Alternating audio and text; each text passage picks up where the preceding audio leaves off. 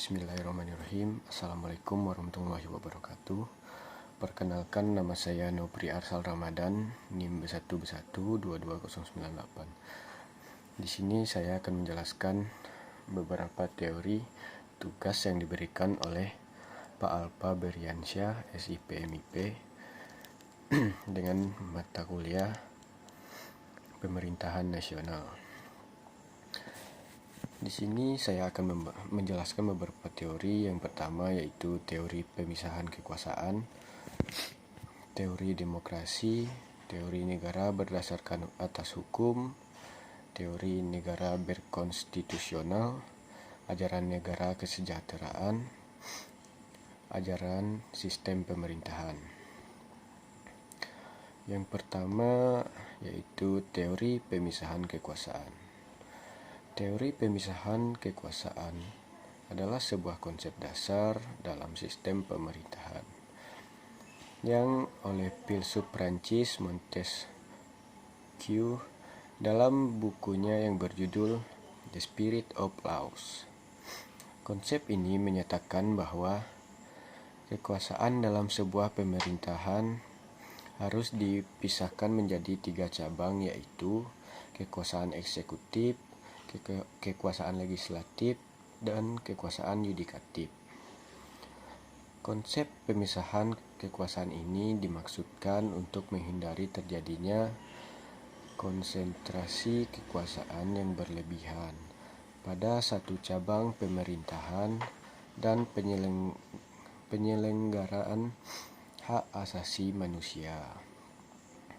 Dengan adanya pemisah kekuasaan, setiap cabang pemerintahan dapat saling mengawasi dan menyeimbangkan kekuasaannya, sehingga tercipta sistem pemerintahan yang seimbang dan adil. Kekuasaan eksekutif berkaitan dengan pelaksanaan kebijakan pemerintahan dan menjalankan tugas-tugas administratif negara, seperti mengeluarkan kebijakan dan memerintahkan aparat untuk melaksanakan kebijakan tersebut. Kekuasaan legislatif berkaitan dengan pembuatan undang-undang dan pengesahan anggaran negara. Sedangkan kekuasaan yudikatif berkaitan dengan penegakan hukum dan pengadilan.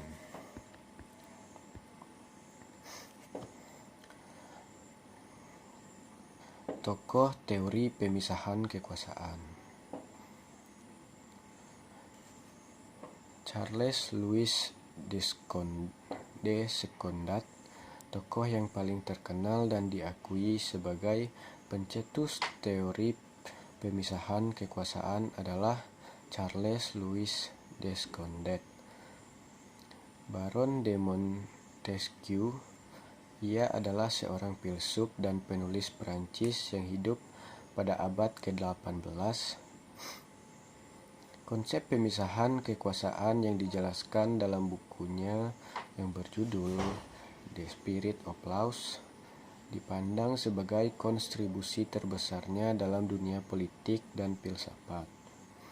Montesquieu memahami bahwa kekuasaan yang terkonsentrasi pada suatu individu atau kelompok dapat menimbulkan penyalahgunaan kekuasaan dan penindasan terhadap rakyat.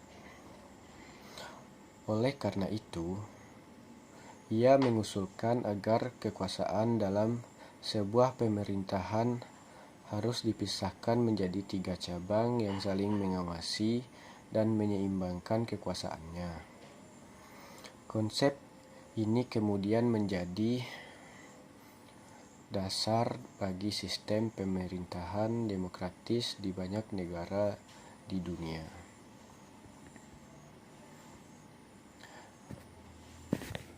Teori demokrasi.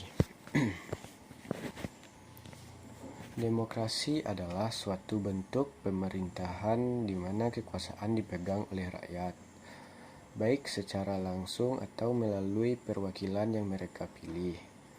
Dalam dasar teori sistem, demokrasi dianggap sebagai suatu sistem politik yang berfungsi sebagai mekanisme pengambilan keputusan dalam suatu masyarakat.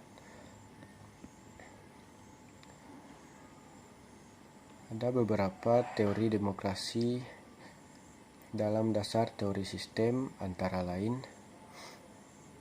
dalam dasar teori sistem, teori-teori demokrasi ini digunakan sebagai acuan untuk memahami bagaimana sistem politik berfungsi dan bagaimana keputusan dibuat dalam suatu masyarakat.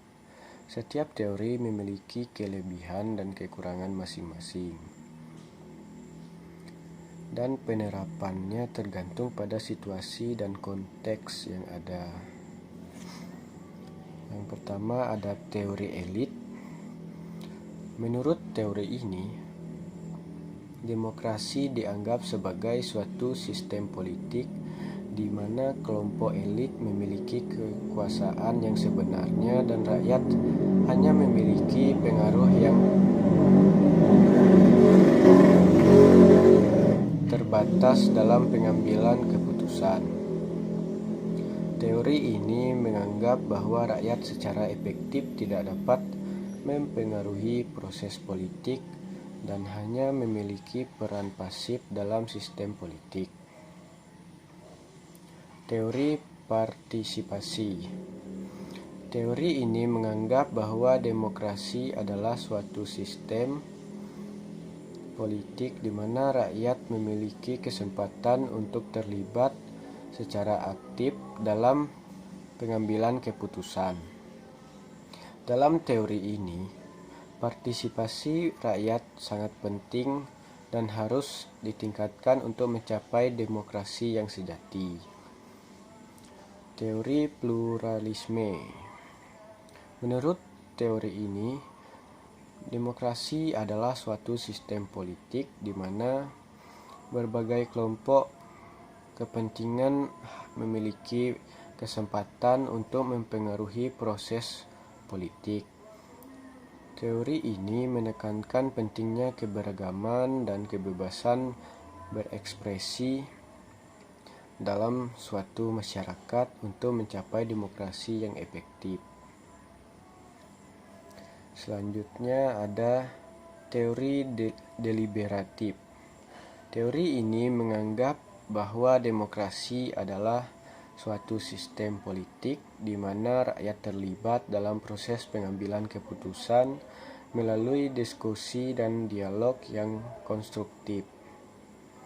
Dalam teori ini, keputusan yang diambil harus didasarkan pada argumentasi yang rasional dan dapat dipertanggungjawabkan secara moral.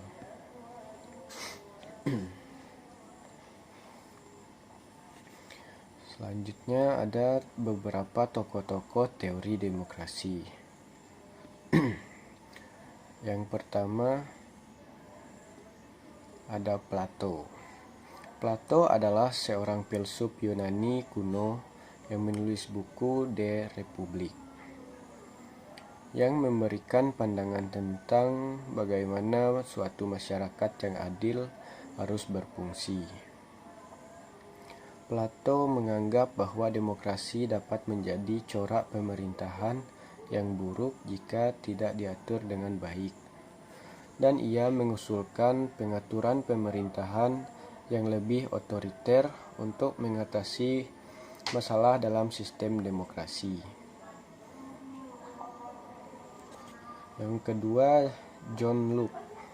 John Locke adalah seorang filsuf Inggris yang menulis tentang hak asasi manusia dan teori kontrak sosial. Ia memandang bahwa pemerintah harus dipilih oleh rakyat dan bertanggung jawab kepada mereka, dan menekankan pentingnya hak asasi manusia dalam suatu masyarakat. Yang ketiga ada Jean-Jacques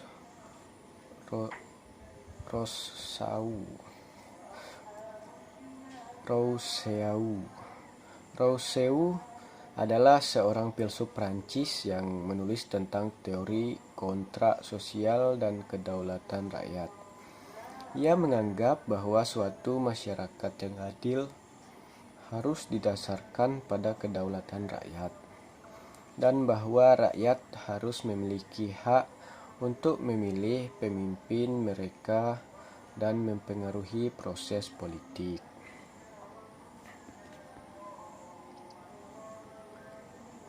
Yang keempat ada John Stuart Mill.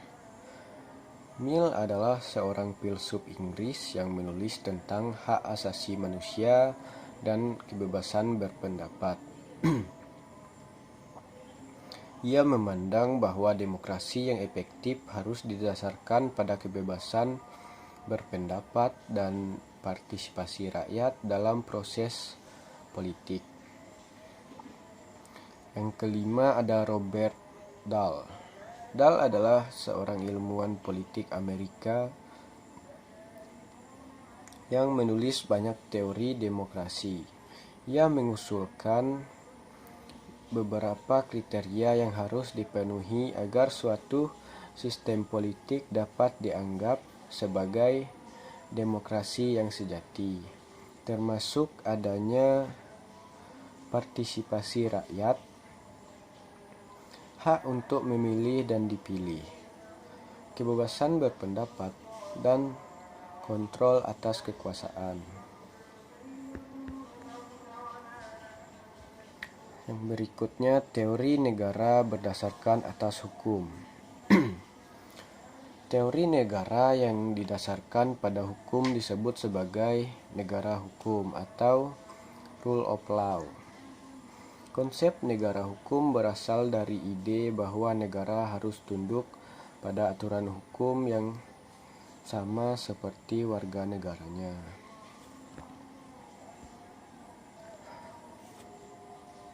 Negara hukum merupakan konsep yang berawal dari istilah nomokrasi yang berkembang dari pemikiran Barat. Istilah nomokrasi tersebut berasal dari kata nomos yang artinya norma dan kratos yang artinya kekuasaan. Negara hukum merupakan suatu konsep pemerintahan negara yang didasarkan atas hukum.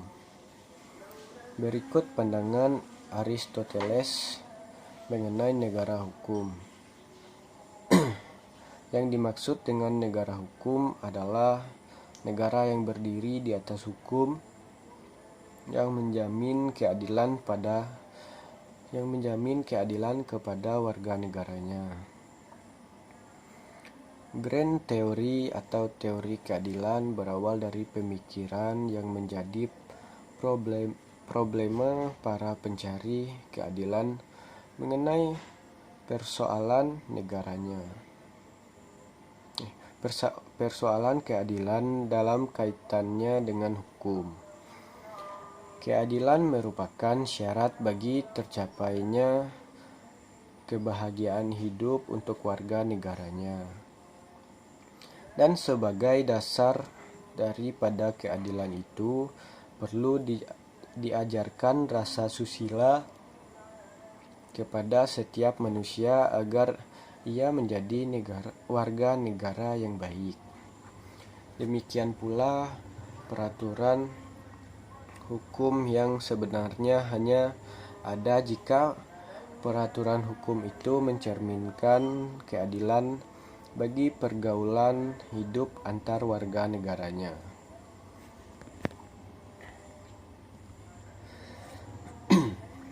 Teori negara berdasarkan atas hukum.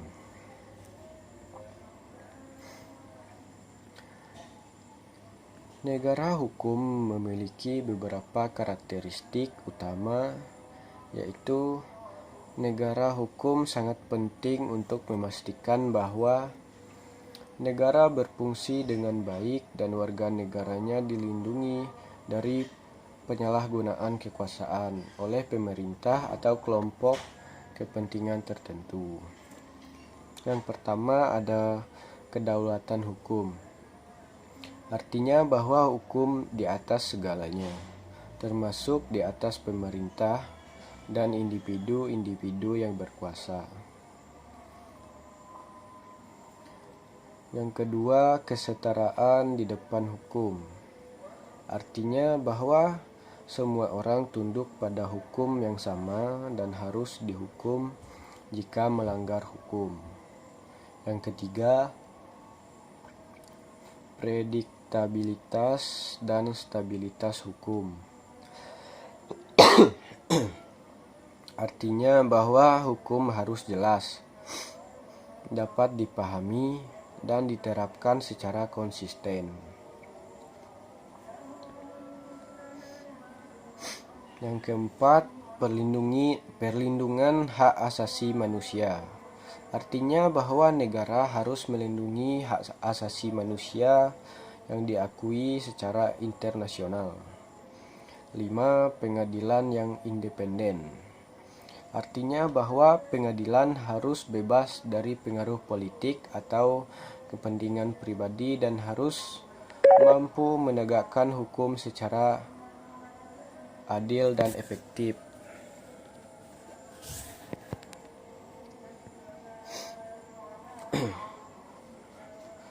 Selanjutnya, tokoh teori negara hukum.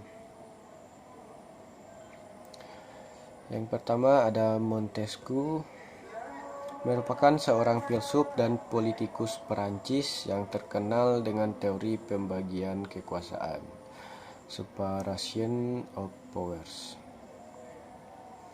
Teori ini menyatakan bahwa kekuasaan dalam suatu negara harus dibagi menjadi 3 kekuasaan, yaitu kekuasaan eksekutif, legislatif, dan yudikatif, agar tidak terjadi penyalahgunaan kekuasaan. Yang kedua ada John Locke, merupakan seorang filsuf Inggris yang memperjuangkan hak asasi manusia dan negara hukum. Menurutnya, negara hanyalah merupakan pelayan yang harus melindungi hak asasi manusia, bukan sebaliknya. Yang ketiga ada Thomas Hobbes, merupakan seorang filsuf Inggris yang terkenal dengan teori kontrak sosial. Menurutnya, manusia secara alami hidup dalam keadaan anarki dan kekerasan, sehingga mereka membentuk negara yang melindungi diri mereka sendiri. Yang keempat, Hans Kelsen, merupakan seorang filsuf dan ahli hukum Austria yang dikenal dengan teori hukum murni dan pure law. Menurutnya, hukum adalah sistem norma yang independen dan otonom, dan tidak tergantung pada kehendak atau kepentingan siapapun. Teori negara konstitusional adalah sebuah kerangka hukum. Berikutnya ada teori negara berkonstitusional.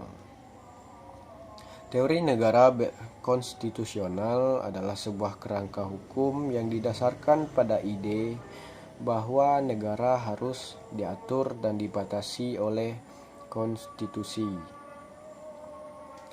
Konstitusi ini harus menjadi sumber tertinggi hukum dan harus mengatur kekuasaan dan tanggung jawab dari pemerintahan, serta hak-hak dan kewajiban warga negara. Teori ini menganggap bahwa negara bukanlah entitas yang bebas bertindak, melainkan harus diatur oleh undang-undang dan prinsip-prinsip yang membatasi tindakan pemerintah dan melindungi hak-hak individu. Negara yang berkonstitusional tidak dapat bertindak semena-mena atau melampaui kewenangannya karena semua tindakan negara harus sesuai dengan prinsip-prinsip dan aturan yang telah ditetapkan dalam konstitusi. Prinsip prinsip konstitusional yang penting meliputi pemisahan kekuasaan antara eksekutif, legislatif, dan yudikatif, serta perlindungan hak-hak individu, termasuk hak atas kebebasan berbicara, kebebasan beragama, dan hak-hak sipil dan politik lainnya. Negara yang berkonstitusional dapat dilihat sebagai bentuk negara yang paling demokratis, karena konstitusi memastikan bahwa pemerintah tidak dapat bertindak semena-mena dan harus bertanggung jawab kepada warga negara. Selain itu, konstitusi juga memastikan bahwa hak-hak individu dihormati dan dilindungi, sehingga warga negara dapat hidup dengan aman dan merdeka di bawah pemerintahan yang adil dan berkeadilan. Ciri-ciri negara berkonstitusi. Pertama, pemerintah diatur oleh konstitusi. Konstitusi menjadi sumber tertinggi hukum dan mengatur struktur pemerintah, hak dan kewajiban warga negara, serta batasan kekuasaan pemerintah. Kedua, pemisahan kekuasaan. Kekuasaan negara terbagi menjadi 3 cabang, yakni eksekutif, legislatif, dan yudikatif. Setiap cabang memiliki peran dan tanggung jawab masing-masing serta saling mengontrol satu sama lain.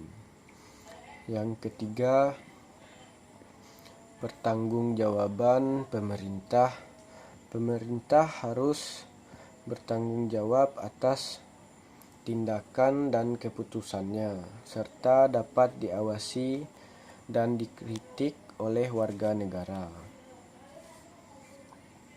Yang keempat,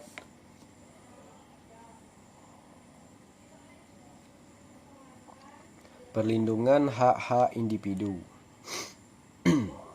Konstitusi melindungi hak-hak individu seperti hak atas kebebasan berbicara, kebebasan beragama, hak atas keadilan, hak-hak politik, dan hak-hak sipil lainnya. Yang kelima, ada keterbukaan. Pemerintah beroperasi secara terbuka dan transparan sehingga warga negara dapat mengawasi dan memeriksa kegiatan pemerintah. Negara yang berkonstitusi menjadi penting karena dapat memberikan kepastian hukum dan stabilitas politik, serta memastikan bahwa pemerintah tidak bisa bertindak semena-mena dan harus bertanggung jawab kepada warga negara. Selain itu, negara yang berkonstitusi juga memastikan bahwa hak-hak individu dihormati dan dilindungi, sehingga warga negara dapat hidup dengan aman dan merdeka di bawah pemerintahan yang adil dan berkeadilan.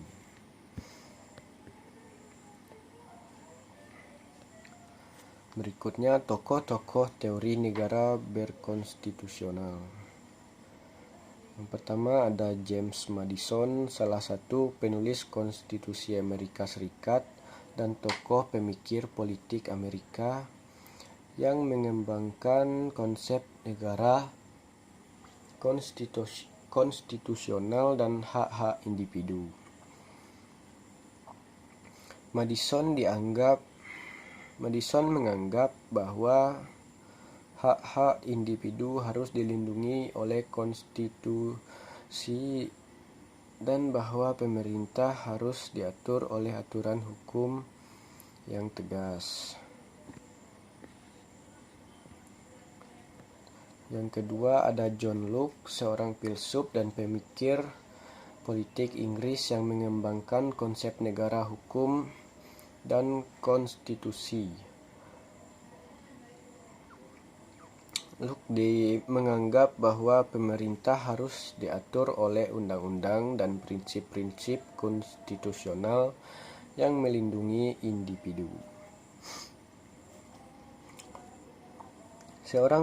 Montesquieu, seorang filsuf dan pemikir politik Prancis yang mengembangkan konsep pemisahan kekuasaan dan sistem pemerintahan yang berdasarkan hukum. Montesquieu menganggap bahwa pemisahan kekuasaan antara eksekutif, legislatif, dan yudikatif adalah penting untuk mencegah penyalahgunaan kekuasaan. Selanjutnya, tokoh-tokoh teori negara berkonstitusional. Yang pertama ada Hans Kelsen, seorang filsuf dan ahli hukum Austria yang mengembangkan konsep normativitas dan hierarki hukum. Kelsen menganggap bahwa konstitusi harus menjadi sumber tertinggi hukum, dan bahwa hukum harus mengikat untuk semua pihak, termasuk pemerintah. Yang kedua ada Charles Smith, seorang filsuf dan ahli hukum Jerman yang mengembangkan konsep negara hukum yang kedaulatan negara. Smith menganggap bahwa negara hukum harus memiliki kedaulatan untuk dapat melindungi keamanan dan kepentingan nasional, namun juga harus diatur oleh aturan hukum yang jelas dan tegas. Tokoh-tokoh ini memberikan kontribusi penting dalam pengembangan konsep negara berkonstitusional yang menjadi landasan bagi sistem pemerintahan di banyak negara di dunia saat ini. Selanjutnya, ajaran negara kesejahteraan atau welfare state.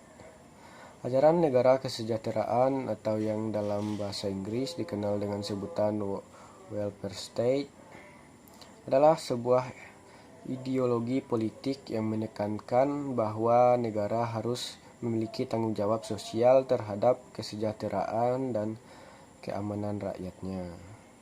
Pemerintahan dalam sistem welfare state dianggap memiliki tanggung jawab untuk menjamin hak-hak sosial dan ekonomi masyarakat, dan untuk menciptakan sistem jaminan sosial yang memadai bagi rakyatnya.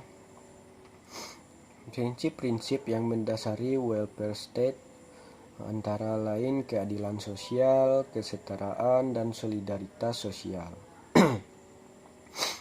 Pada dasarnya, ideologi ini berpendapat bahwa negara harus terlibat dalam menjaga kesejahteraan rakyatnya melalui program-program sosial seperti asuransi kesehatan, pensiun, tunjangan dan pengangguran, dan pendidikan gratis.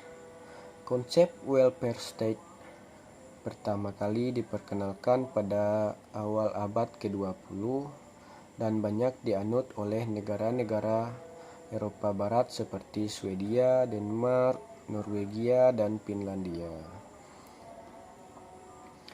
Namun, implementasi welfare state tidak selalu mudah dan seringkali menimbulkan kontroversi dalam hal pembiayaan dan distribusi kekayaan. Beberapa kritikus menganggap bahwa sistem ini dapat mengakibatkan ketergantungan pada bantuan sosial dan mengurangi motivasi individu untuk bekerja keras. Meskipun demikian, konsep welfare state masih banyak dianut oleh sejumlah negara di seluruh dunia, terutama di negara-negara dengan tingkat kesejahteraan yang tinggi dan kemiskinan yang rendah. Ajaran negara kesejahteraan welfare state. Negara kesejahteraan atau welfare state adalah konsep pemerintahan yang mengambil peran penting dalam perlindungan dan pengutamaan kesejahteraan ekonomi dan sosial warga negaranya. Konsep ini didasarkan pada prinsip kesejahteraan kesempatan, distribusi kekayaan yang setara, dan tanggung jawab masyarakat kepada orang-orang yang tidak mampu memenuhi persyaratan minimal untuk menjalani kehidupan yang layak. Dalam konsep negara kesejahteraan, negara bertanggung jawab untuk memenuhi kebutuhan dasar warga negaranya seperti pendidikan, kesehatan, dan perumahan. Negara juga bertanggung jawab untuk memberikan jaminan sosial seperti asuransi kesehatan dan jaminan pensiun.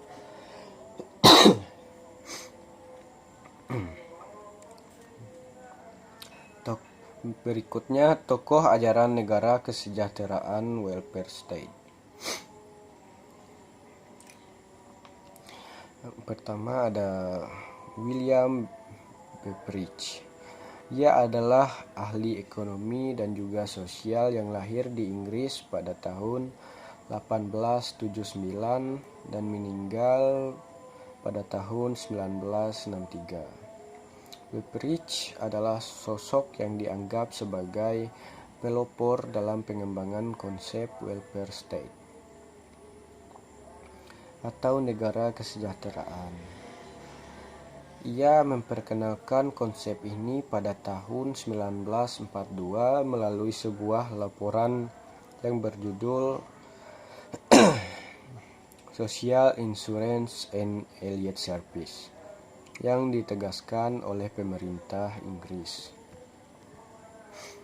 Selain William Beveridge dan John Maynard Keynes, ada beberapa tokoh lain yang dianggap mendukung atau pelopor ajaran negara kesejahteraan atau welfare state, antara lain yang pertama ada Franklin D. Roosevelt, Presiden Amerika Serikat yang menjabat selama 4 kali masa jabatan, yaitu dari tahun 1933 sampai 1945,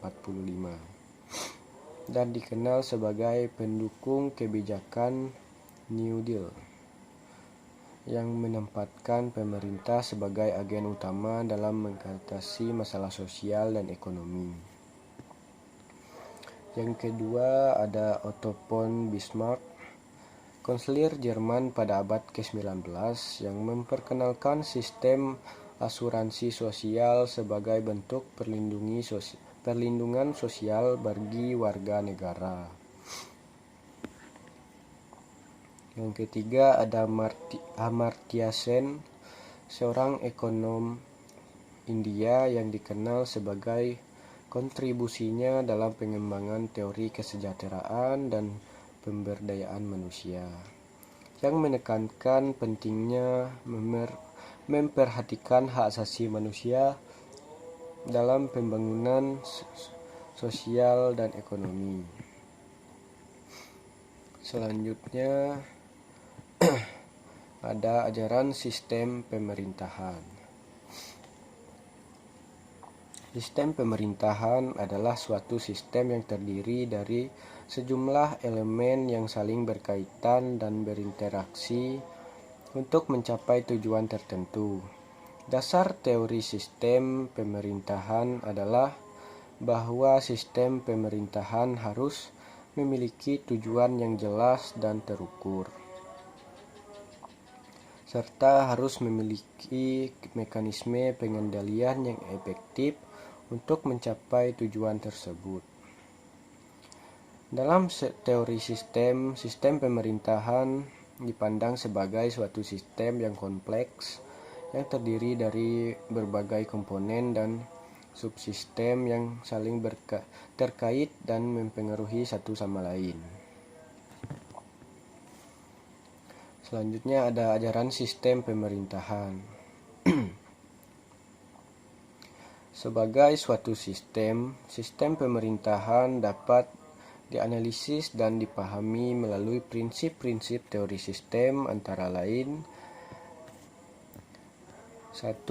Sistem terbuka. Sistem pemerintahan dipandang sebagai sistem terbuka yang berinteraksi dengan lingkungan atau konteks sosial politik yang lebih besar, seperti masyarakat, pasar, dan negara internasional. Interaksi ini mempengaruhi kinerja dan keberlangsungan sistem pemerintahan. 2. Hierarki. Sistem pemerintahan memiliki struktur hierarkis atau bertingkat yang mencakup berbagai level, mulai dari tingkat lokal hingga nasional atau bahkan internasional. Struktur hierarkis ini mempengaruhi pembagian wewenang, tugas, dan tanggung jawab dalam sistem pemerintahan. 3. Input, proses, dan output. Sistem pemerintahan menerima input dari masyarakat atau lingkungan sekitarnya. Memproses input tersebut melalui kebijakan dan tindakan pemerintah, dan menghasilkan output berupa kebijakan atau layanan publik yang memengaruhi masyarakat dan lingkungan sekitarnya. Yang keempat ada umpan balik atau feedback. Sistem pemerintahan menerima umpan balik dari lingkungan sekitarnya, seperti opini publik dan evaluasi kinerja, yang mempengaruhi kebijakan dan tindakan pemerintah selanjutnya. Yang kelima, keselarasan homeostasis.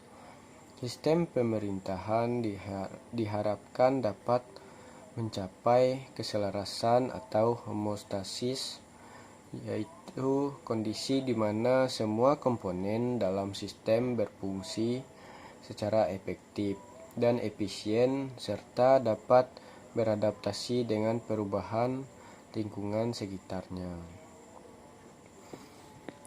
Melalui penerapan prinsip-prinsip teori sistem ini,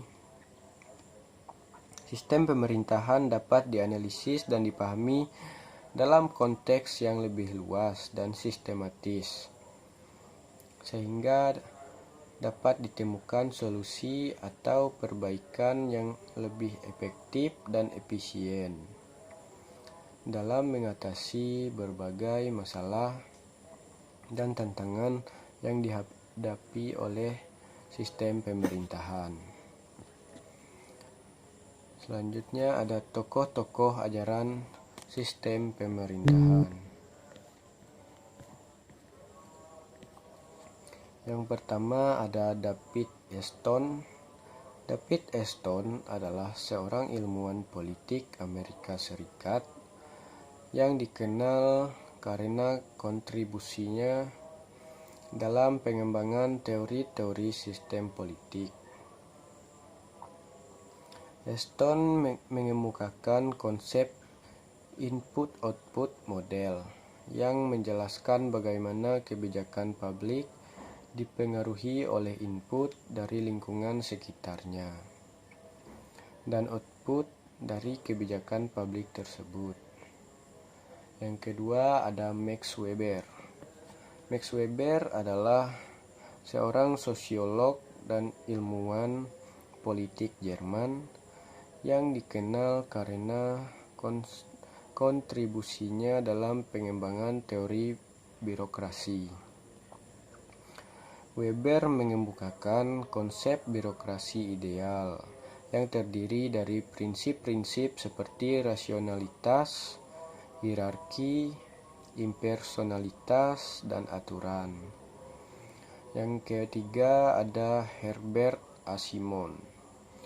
Adalah seorang ahli ekonomi dan ilmuwan sosial Amerika Serikat yang dikenal karena kontribusinya dalam pengembangan teori organisasi dan pengambilan keputusan.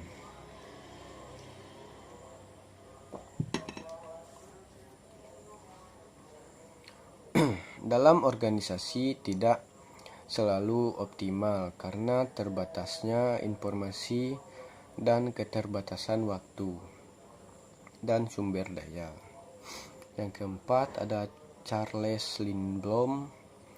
Charles Lindblom adalah seorang ilmuwan politik Amerika Serikat yang dikenal karena kontribusinya dalam pengembangan teori inkrementalisme. Lindblom mengemukakan bahwa kebijakan publik seringkali dibuat secara inkremental atau bertahap, bukan melalui proses pengambilan keputusan yang rasional dan komprehensif. Masing-masing tokoh tersebut memiliki kontribusi dan pandangan yang berbeda dalam mengembangkan teori sistem pemerintahan, sehingga dapat memberikan pemahaman yang lebih komprehensif dan holistik terhadap sistem pemerintahan. Sekian tugas video dari saya. Semoga para penonton, terutama dosen Pak Alpa Beriansyah, puas dengan hasil video saya. Sekian dan terima kasih. Wassalamualaikum warahmatullahi wabarakatuh.